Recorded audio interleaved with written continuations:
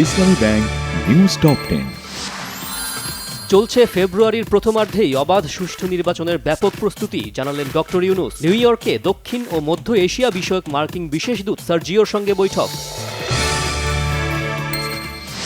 যুক্তরাষ্ট্রে আখতার হোসেনের ওপর আওয়ামী লীগ নেতাকর্মীদের হামলা, যুবলীগ নেতা আটক, ফ্যাসিস্টরা আর ফিরে আসতে পারবে না বলেছেন এনসিপির এই নেতা।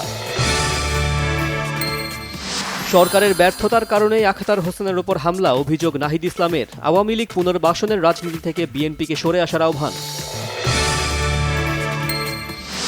এনসিপি নেতা আখতারের ওপর হামলার ঘটনা দুর্ভাগ্যজনক, এর জন্য সরকারি দায়ী, মন্তব্য জামায়াতের সেক্রেটারি জেনারেল মিয়া গোলাম পরোয়ারের।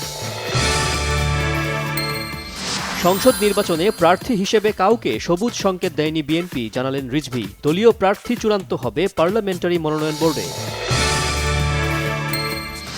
আগামী নির্বাচনের জন্য 400 কোটি টাকা ব্যয়ে 40,000 বডি ক্যামেরা কেনার অনুমোদন, স্বচ্ছতা নিশ্চিতের জন্য ইউএনডিপির মাধ্যমে কেনা হবে, জানিয়েছেন অর্থ উপদেষ্টা।